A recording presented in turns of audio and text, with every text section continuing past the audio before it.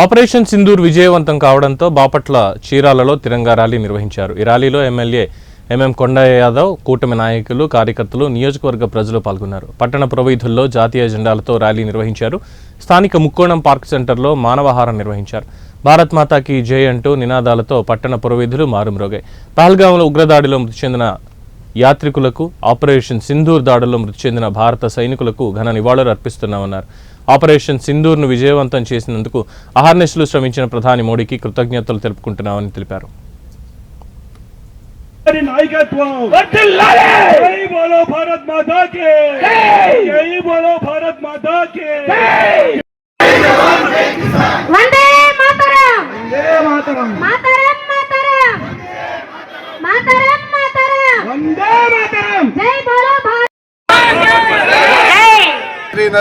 పాకిస్తాన్ మోడీ గారి నాయకత్వంలో మన దేశం పాకిస్తాన్ మీద యుద్ధం ప్రకటించాల్సిన పరిస్థితి రావడం, పాకిస్తాన్లో అనేక ప్రాంతాలని మన సైనికులు దెబ్బతీయడం,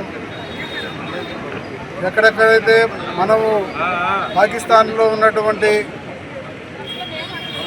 తీవ్రవాదుల్ని మనం మట్టుపెట్టాలని చూస్తే పాకిస్తాను మన దేశంలో ఉన్నటువంటి సామాన్య పౌరుల్ని హతమార్చినటువంటి సందర్భం భారతదేశం కూడా ఒకసారి ఆశ్చర్యానికి లోనుపరిచింది.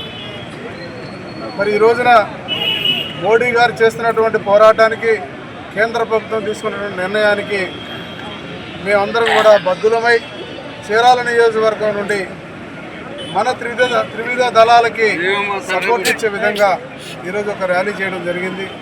ఈ ర్యాలీ వారిని మానసికంగా ధైర్యవంతులు చేయాలనేటువంటి సంకల్పంతో మేము ఈరోజు ఈ మూడు పార్టీలు కలిపి ఈ యొక్క పాత్ర పోషించడం జరిగింది. మరి మేమందరం కూడా కోరుకుంటుంది ఒకటే, శాంతి మార్గాన్ని మేము కోరుకుంటున్నాం భారతదేశం.